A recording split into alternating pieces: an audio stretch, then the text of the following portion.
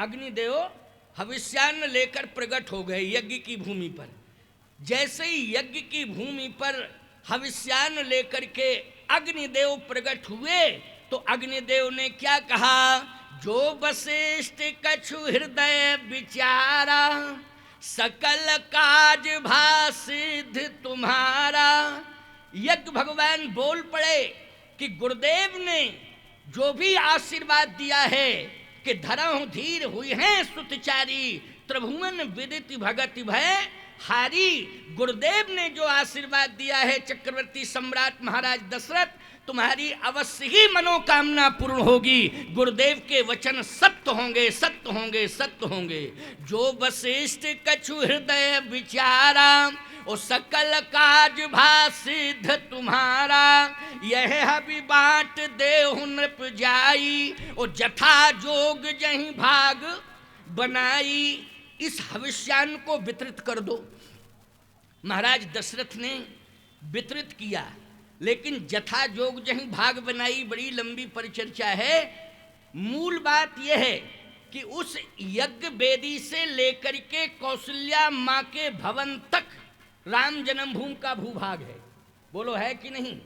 इसलिए कई सौ एकड़ भूमि अधिग्रहित की गई है और बड़ा विस्तार दिया जा रहा है। और ठीक उसी समय से लेकर के त्रेता के प्रमाण से लेकर के वर्तमान घोर कलिकाल के समग्र तथ्यों को एकत्रित करके और महात्माओं ने, मनीषियों ने, वैदिक विद्वानों ने पौराणिकता का प्रामाणिकता की पुष्टि करते हुए, पौराणिक प्रामाणिकता की पुष्टि करते हुए अयोध्या राम जन्मभूमि मंदिर का स्वरूप तैयार करने का नक्शा तैयार कर लिया है। समझ गए हो कि नहीं? और अभी भव्यता दिव्यता के साथ में वहाँ पर कार्य चल रहा है। अभी आप दर्शन करने जाएं तो कार्य प्रारंभ हो चुका है। समझ रहे हो कि नहीं? बहुत सारे लोग श्रमदान भी कर रहे हैं। हजारों लोग श्रमदान करने के लिए पहुंच चुके हैं।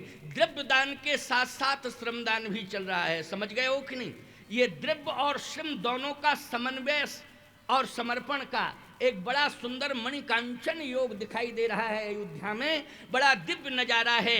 अभी कामदगिरि प्रमुख द्वार से, जहां भगवान राम ने 11.5 साल तपस्या की थी, वहां भगवान श्री राम की तपस्या जहां बैठ के राम जी ने तपस्या की थी, वो शिलाएं कामदगिरि की हमारे आश्रम से पीठ से अयोध्या भेजी गई और बड़ी भव्यता दिव्यता के साथ वो यात्रा निकली। और उन शिलाओं को भगवान राम ने जहाँ तपस्या की थी वो मूल शिलाएं पहुँच गई हैं। भगवान राम का जहाँ गर्भगृह बन रहा है वो कामदगिरि प्रमुख द्वार, जो भगवान राम की तपस्थली की शिलाएं हैं, वहाँ पर स्थापित की जाएंगी प्यारे।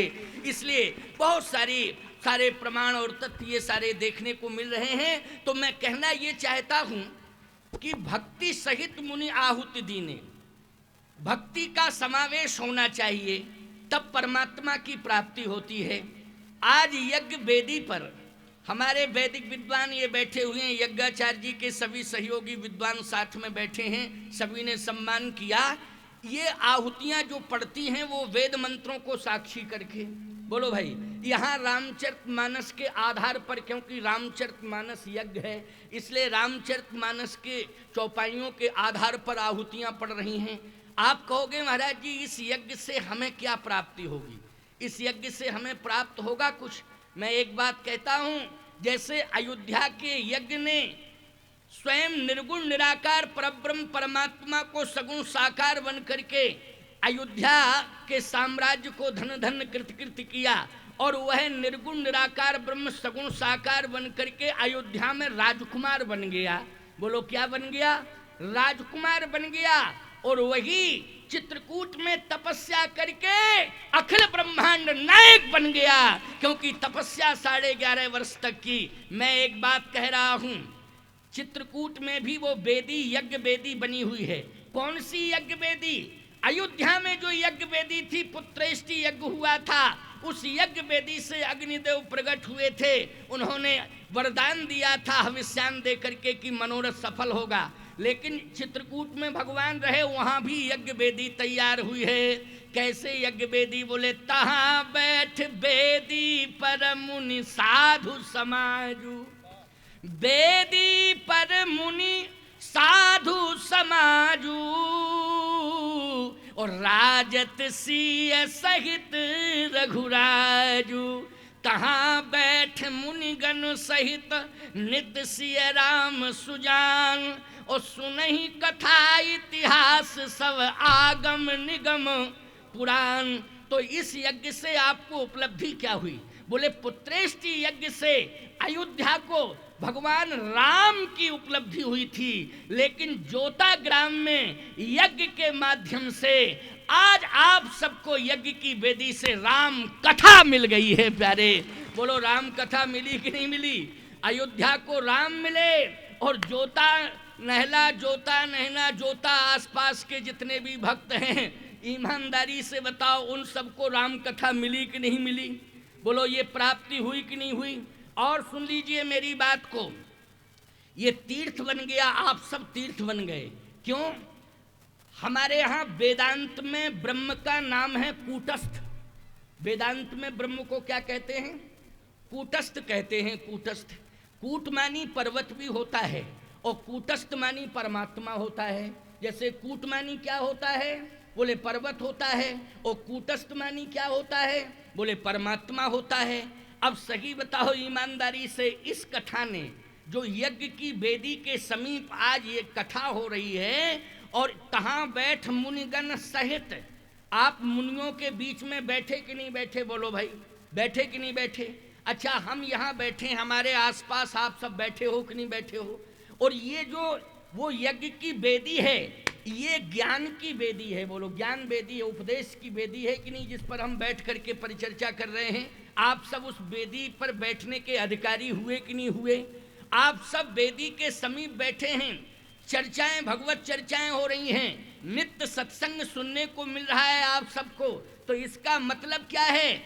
आपका ये गांव, आपका ये क्षेत्र, आपके ये पड़ोसी गांव, इनको केवल गांव मत मानना।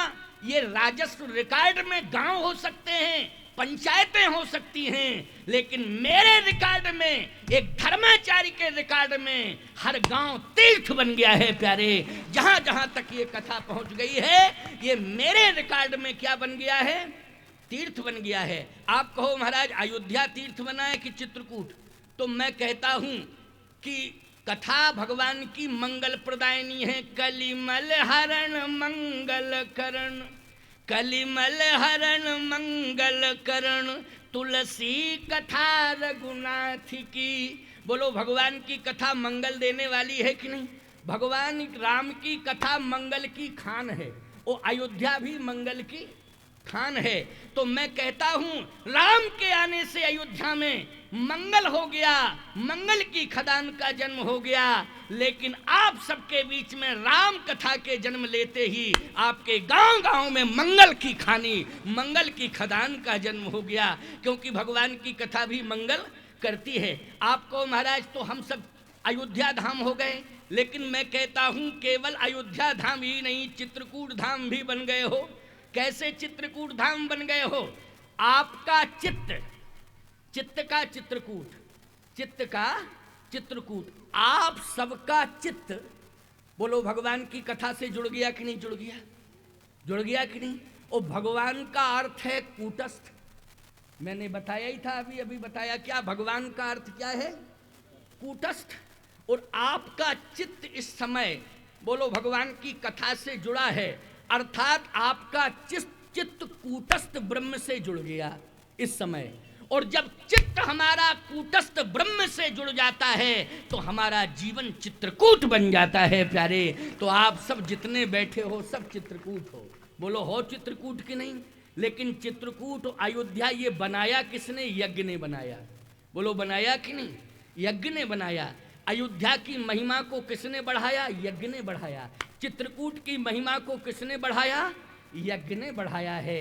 इसलिए आज आपके ग्राम एवं आसपास के ग्रामों की महिमा जो बढ़ रही है साधु महात्माओं की दृष्टि में, उसके मूल में यज्ञ भगवान हैं। इसलिए यज्ञ से जुड़े रहिए, यज्ञ भगवान के प्रति समर्पण बना रहे। और राम मंदिर निर्माण के लिए आपकी समर्पण निधि आवश्यक है, नितांत आवश्यक है। जन जन के हाथों के द्वारा ये समर्पण होना चाहिए। और छत्तीसगढ़ को तो भगवान राम ने ननिहाल के रूप में स्वीकार किया।